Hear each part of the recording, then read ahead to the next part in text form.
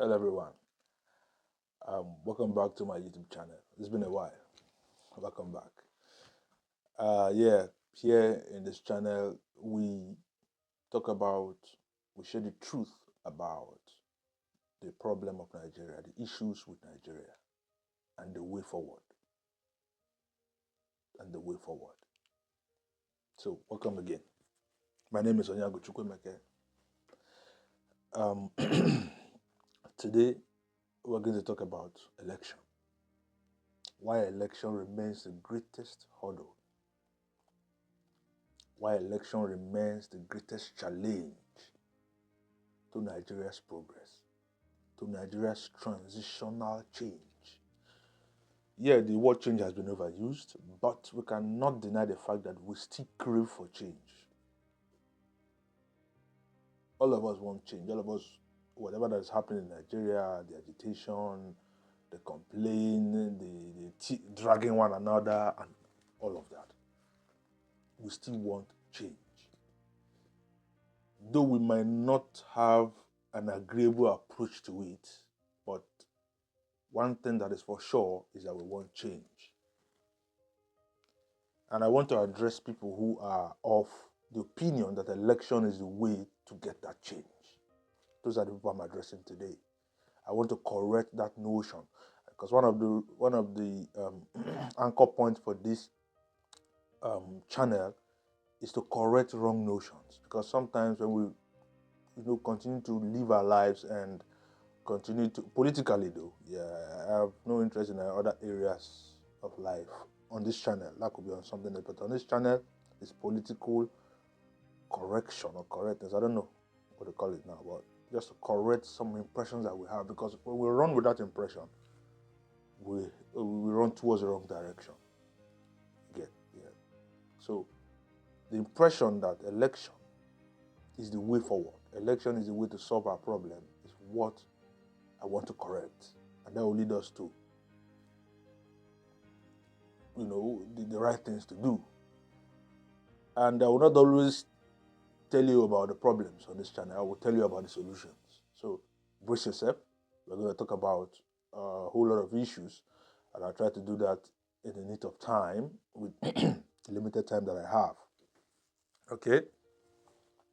So it's a serious concern. But before I go forward, I want to say that it's unfortunate that a lot is happening in our space in Nigeria. RIP to Junior Pope. It was a tragic event that shouldn't have happened. And I will draw something from that.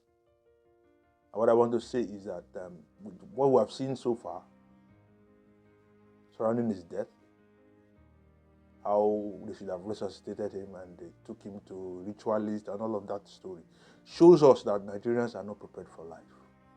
We are not prepared for the realities of life. We're not. I'm coming to the topic. I'm not debating, but this is also a connection to the topic. That's why I'm bringing it up. We are not. This is why also when we try to make comparisons with countries like US, Japan, China, all these giants in the world, people come up and say, don't compare us with them. We're not in that level yet. Self-defeating thoughts. We have come to accept that we are not equal. We are not in the same world. We are not in the same place as they are. But these guys don't have two heads. They're human beings like us. So we're already having this self-defeating thought that reduces us to nothing. That's what you see in our society today. We're not ready, we're not prepared. And the best we know how to do is to run away from our problem. But we forget that the more we run, as we run, it's like a magnet. The problem is running with you. It's running with you. Some people suggest to leave the country. I don't blame them. No, I don't. Because if you come to look at it, most of us who have an idea of how to solve the problem, but because we cannot solve it alone, we are individuals. Individuals cannot do it alone. We need a collective to solve the problem. And when we're not getting that collective cooperation. What do we do? You can't come and kill yourself now. Some people say, you go away. That's why some people are leaving the country. Not because they don't have an idea or they lack patriotism or they lack interest to see that the country works. We cannot do it alone. And the best that we can do right now for people like me and other persons is to continue to teach and talk about these things so that we can begin to develop the right notion. I talked about notions before. To put away, to tear down that old wall of ideas we have so that new ones can come in. That's the best we can do. And that's what I'm trying to do here. Okay? So this is the reason why many people are leaving the country. Some people are leaving. Some people are also leaving as a means of trying to escape from their problem. But the issue is, if that is your notion, it's not the right notion. It's not the right idea. Because you cannot run away from your problems. You cannot hide from it. The quest to hide from our problems is the reason why many young people are given to drugs. It's the reason why many people are looking for, somebody to take over the responsibility of fixing our issues. We're looking for somebody else to do it for us. It's the reason why we are going for election. You see how it's connecting, and we'll break it down.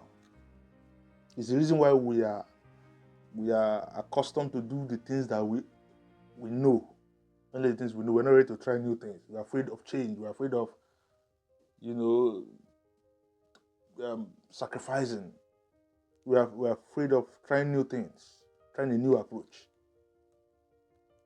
Because we're not fit. Let's just, we just want to wake up, sleep and wake up and hope that our problems are gone. And so people go into drugs, serious drug abuse in our society, because they say they want to, when they remember their problems, taking too much. Some people are hoping that God, religious people are hoping that, one God somewhere will just come and do pray and everything will disappear. We just want the problem to disappear. Delusion, fantasy. Why great people, great nations confront their problems and address it? We want to run away. We want it to disappear just like that. If that is not delusion, tell me what it is. We want to escape reality and go into fantasy. And hope that when we come back, that problem is gone.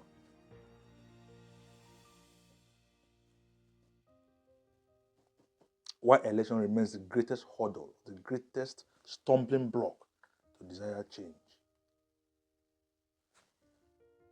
An example I will give you for this is a popular saying that we talk about in our society, and that saying is that salary is the medicine that your employer gives to you to forget your dreams. And it's true. Once a person starts to earn, you go relax, you go back to the comfort zone. Those ideas that he had, I can't kill myself, I don't see money, you will relax. Forgetting that if you pursue your dream and your ideas and whatsoever, you make much more. You become wealthier and more powerful. I said that to say this. Election is that medicine that given to you that is stopping you from looking at other approach, other method to address the problem. I go back to the analogy I used again. The salary your employer pays is not to make you rich. His intention is not to make you rich. Your dream is to make you rich, to make you wealthy, to make you independent, to make you powerful, to make you free. That's what your dream is for. And to make you a value, a blessing to society, and make you a value to the world. That's what your dream is for. That's not what your employer has in mind. He wants to pay you so that he can use you to achieve his own dreams. That is what, the same thing is what the election is doing. Election is distracting us from the problem and how to solve it. Let me also explain something to you here. I understand what the obedience are trying to do. I understand. But then again, it is a shame, very shameful, that we are talking about 2027 election. It is a shame that I thought Nigerians were smart. And the worst of us who are ruling us, the ruining class, not the ruling class now, are smarter than we are. They are smart in their evil ways. That's what I want you to understand. It is a shame that people are preparing again for 2027, another election cycle. Before the 2023 election came up, we're asking the obedience and other people, what would you do if this election fails? Because you fail. Do you know that they didn't have an answer? Why would they have an answer? They don't have a plan. But I know what they're trying to do, and I will tell you. But before then, I want you to understand these basic things I'm trying to say. They don't have an answer. And I'll ask you again, ask most of them. The 2027 election, you hope to bring in a new leader who would, help you solve the things you have in mind. How do you intend to bring that person in with election? Being the fact that you have seen that election has been hijacked. The 2023 election was hijacked. That's how election has been hijacked over the years. It's the same thing. When we're telling them about this election, before election 2023, they thought we were evil. Election does not work. Election doesn't work. They thought, they are evil. We said, okay, fine. You don't just tell people the truth. Show them. The people should not just hear the truth. Let them see it. Seeing is believing. And now it's evident, it's clear that election does not work. Everybody understands it now. Because the kind of energy that was put in to ensure that people came in for the election was so much. And I admire that. It was revolutionary. But then again, it remains what it is. So it is a shame that our leaders are smarting us. I couldn't even believe my eyes till today that people are still having confidence in political parties in Nigeria. People who you think are intellectuals, who you think are smart, really do not know anything.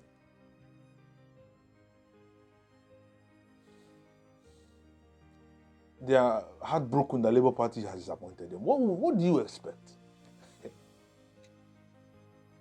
In previous podcasts, I told you that political parties are not what we need. We need political pressure organization, pressure groups, for which I encouraged the obedience to turn the obedient movement into a political, registered, official political pressure group. I gave you instances of how our four founding fathers used pressure groups, not political parties, to gain independence. How they used pressure group to pursue a bloodless revolution. I told you that the means by which we got our independence was a revolution. That's the way we got our independence. And a bloodless revolution is also a way by which we can change or transition into a kind of system that will work for everybody. There are not two ways about it. What are the obedience trying to do? They hope to find a good leader who listens to them, which they have found in Peter Obi. And the approach they want to use is go to the election, somehow, with maximum pressure on the election, we'll win, we'll put Obi there, then we'll redesign the country. Many of them believe that the country needs to be restructured. But their approach is, we'll go through election. Let us get somebody there, a leader there. That's what they're trying to do. But it will not work. So I understand the position of many people with leadership and, the country and changing. I understand that. I agree with you to some extent that leadership is important. I'm never against or I understand that leadership is very important. But we must understand the place of all these things. I also want you to also understand that I'm not against election. I'm not against voting. I'm a Democrat by principle, by nature, and all of that. Yes, I believe in people airing their view, the people's right, and people's will being expressed and being done, and them expressing their views and their beliefs and their will via votes. I believe in it. I'm just not confident in what Nigeria calls election. That's my bone of contention here. You get it? You ask them, those who are going for 2027 election, what is your plan? Because Nigeria now has entered another stage. Nigeria goes into stages. Unfortunately, it is downward. While the rest of the world go upward in stages. New age. The age of computer, the age of industrialization, the age of space, the age of, different kinds of beautiful ages that the rest of the world goes into. Nigeria goes into a reclining age. The age that we are in currently right now, if you do not know, is the age of where the government breaks its own laws. The government, disobey court order. The government does not respect its own constitution, overrides and breach its own constitution. That's the age we are in right now. And whenever we enter a thing, it becomes a trend. It becomes an industry. We got into kidnapping. Now kidnapping is a big industry in Nigeria. Terrorism started out like a child's play. Now it's a big industry in Nigeria. They run communities and all of that. They have their own government. We entered a phase of nepotism where we were in a phase of corruption, looting. That was the era we were in at the time, where all the leaders were coming together, irrespective of their background, and leveraging on the available system, were looting the country dry. That was a phase. Now we're in a phase of pure nepotism, where people of certain region see how to get into power, select people from their region, and begin to run things the way they want. And on top of that age now, we are in the age now of breaking the rule of law. Their own country law is being court order. So with this kind of situation, how do you intend to bring a leader through election when the INEC broad daylight broke their own law, the constitution they created, they broke it? What makes you think they won't break it again in 2027? So I want you to tell me how you really want to do this. You know how they want to do it? Hope. Let's keep trying to work. When 2027 does not work, the next one, I don't even know the year because I don't care about election as it is right now. You go to the next one and keep hoping, and people are wasting away. God will help us. Those who believe in God. It's just an expression for me, though. Yeah. So that thing you are trying to do will not work.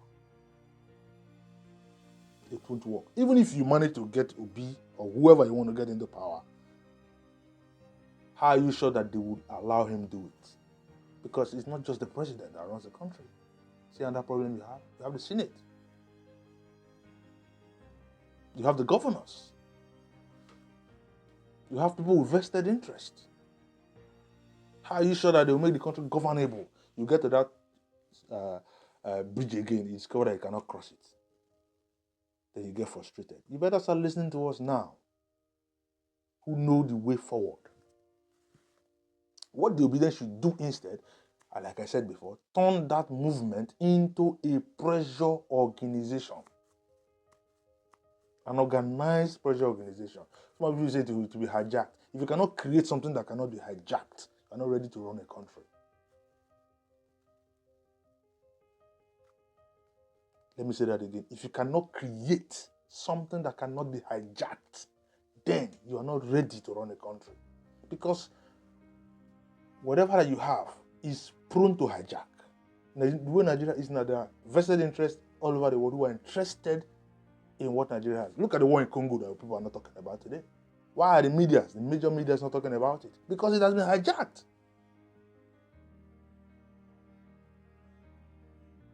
So if you're afraid of a challenge, when we talk about state police, state governors will hijack it, you do not have a countermeasure to address the challenges that encircle your initiative, then you're not ready.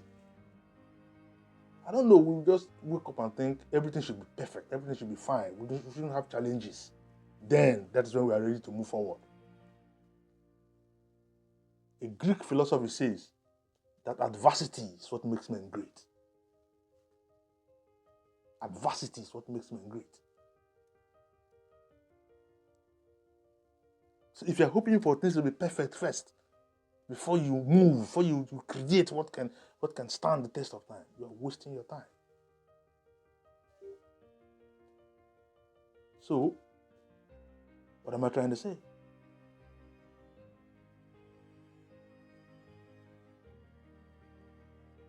Turn that organization into a movement, into a political organization, and begin to canvass in our local community, our ethnic groups. That's why you cannot downplay ethnicity. People are bigots, which I do not appreciate for a reason. Because you cannot downplay ethnicity. That's a topic for another day. The movement should go into grassroots.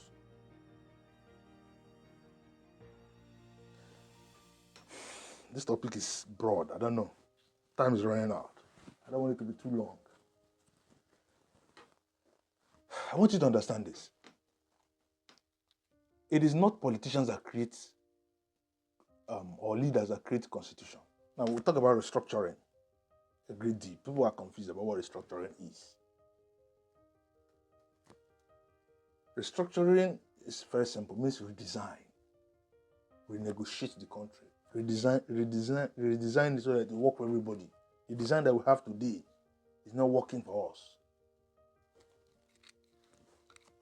Election will not solve our problem because of the fact that it has been hijacked. The leaders who tell you to go for election, I heard a headline where Tinubu was saying, if you're not happy, don't curse the country. If you're not happy with the leaders, don't curse your leaders. If you're not happy with them, wait for the next election to change them. The way they told you that you should go to court. Whatever they have hijacked, they encourage you to go there because they know that you will play by their rules. They know they're in charge. They know they have arrested that system. Whenever you come, they must defeat you. So what is the plan? Okay, look at how INEC broke their law. What is the plan now? You are going for 2027 election. How do you ensure that INEC, who is also the umpire for the election, how do you ensure that they do not breach the constitution again or their own guideline again? How? Then again, they don't have a solution. So when I tell you the election is not the way, you might say, what then is the way? You have to address everything that surrounds the system. You have to address everything that surrounds Nigeria. Not just one, not an aspect. Because some people say we'll regulate the INEC. INEC is also subject to the system in place. The system in place is faulty. We don't have a rule of law. The constitution is being toppled. It's not respected by those who are supposed to uphold the constitution. So how are you not sure that the regulation will work? What do we do? Change the whole thing. Change the whole thing. Leaders are not the ones that give the people or create constitution for the people. No, it is the people that create constitution and form the government that runs under or that is subject to that constitution. Know this now, because some of us think our leaders, senators, I was hearing they are trying to create a new constitution. It is not the responsibility of political leaders to create constitution for you. That's imposition. They are trying to impose another thing on you.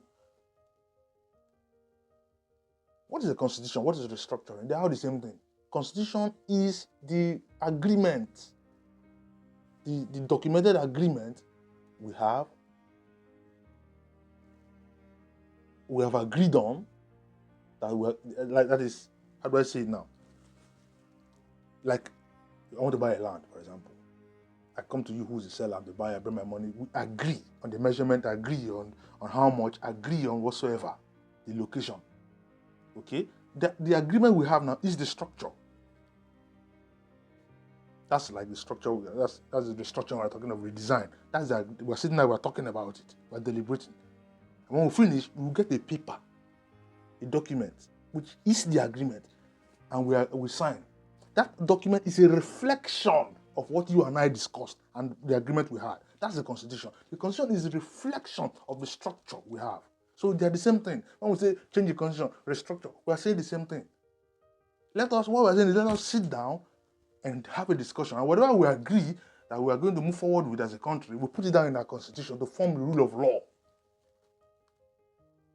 You get it? So change the Constitution is not going to the House of Assembly to write something and say this is it. No.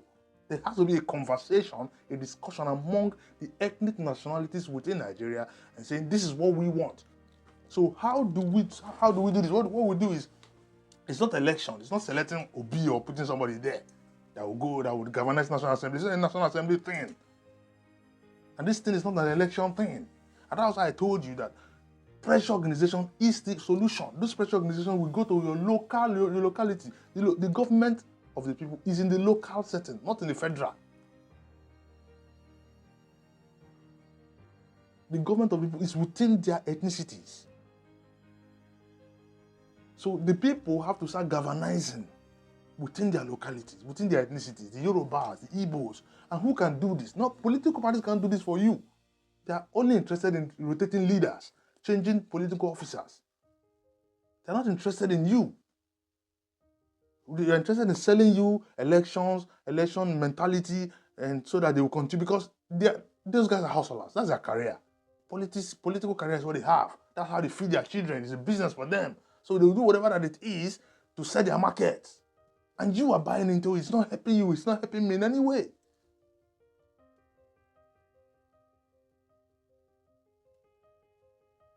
Now people are learning how dubious Labour Party is. You didn't know this before?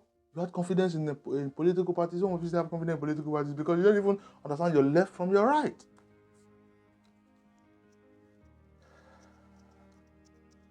If this thing a one-man show, guy, I know they talk too much.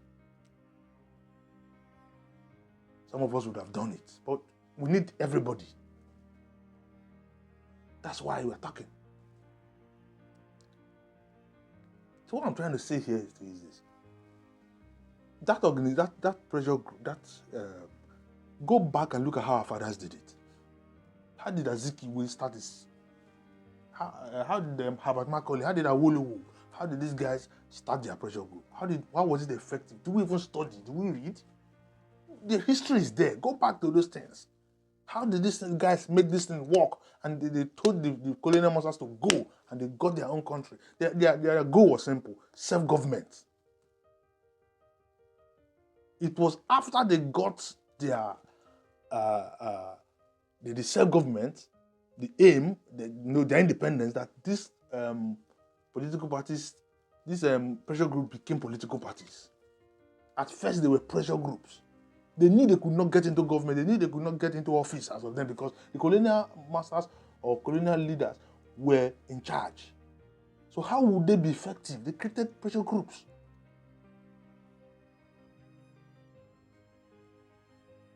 And when you create pressure, you don't put pressure on federal government. Leave federal government. You go to your local level, your ethnic nationalities. You go there, put pressure on the local setting. It is the pressure on the local setting that will put pressure on the federal. This one, they say federal government, they have military, this and that.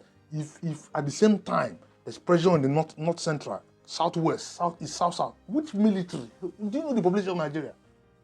Which military would arrest everybody at once? I mean, when you even make it peaceful. So when you go to a local environment, the people begin to come together.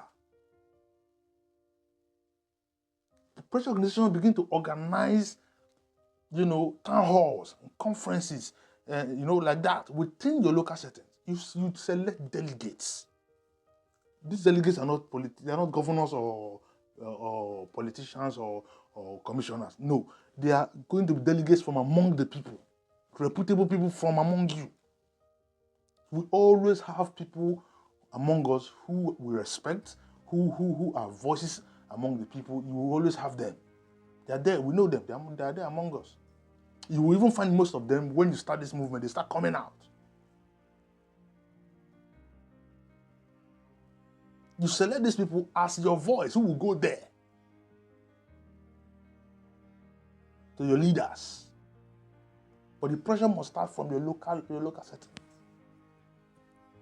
You go there, when you galvanize within your local setting, or everybody within their local setting, you guys, when you come together, the Yorubas will be able to organize themselves. This is what we want. Create an overview of what you want for your people in the Nigerian project. If you want to remain in Nigeria, yes, we want to be in Nigeria, we want to remain Nigerians, but this is what we want for the Yoruba race. The Igbos, the same thing. The Ijaws, the same thing. The Middle Belt, people in Middle Belt, the same thing. This is the responsibility of the people. Not be one political leader go do it for you. Now the people go do it. Every community has stakeholders. Major stakeholders, actually, because everybody is a stakeholder. You and I, as long as you're a citizen, you're a stakeholder. You come together and discuss. Whatever you discuss is what you take. The people you select now will go to have discussions with the federal government. Before you now have a bigger national conference and the discussion comes. It is then what is being discussed and agreed on by everybody that it is now turned into a constitution. Not that one senator or rep member will sit somewhere and gather themselves without the consent of the people to create something for you. Just like they give you the 1999 Constitution a military decree and they say, we the people. That discussion we are going to have after we've deliberated within our ethnic regions, we bring it together in the national level. It's a structure now. We're designing a structure by that discussion. And we say, okay, yes, we have agreed. That is why the Constitution will now say, we, the people, have now agreed. Because we've discussed, we've had a conversation, we've come to a conclusion and an agreement, and we say, okay, we have agreed, put it into writing. This now becomes our rule of law by which the country Nigeria must operate. In that conversation, we can discuss about the INEC setting how we want to hold the elections, whether we want to start holding it regionally, whether we want to start holding it locally or state-wise, whereby we bring down the power of the vested power of INEC as a whole into regions. Each region run your elections.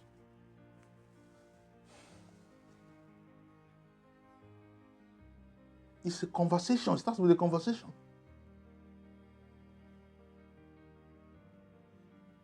After we've done this, then you can have a meaningful election. When we talk about national issues, some people will say, what have you done in your state? What have you done about your state? You're talking about nation. Go and fix your state first. How can you fix your state when the power to choose your leader is lying within the federal? You think it's your vote that can they choose who comes out for you? They influence your elections. The national whatever that they have as their political party constitution is what your state is subject to. It is whoever the president wants to be the governor of your state that becomes the governor of your state. So what power do you have? You see why our state is not running? Look at the Imo State. They keep telling you that it was, what's it called? Supreme Court governor. That was not the people's governor. Look at the former Kogi State governor. After the one who won the election died, I think the deputy or whatsoever took over. Was it the deputy? I don't know how the story, but that governor, the former governor of Kogi State, was not the people's governor. So how can you have a state running in the kind of system that we have, where everything comes from the center. Every bit of problem we have in Nigeria starts from the structure, the foundation.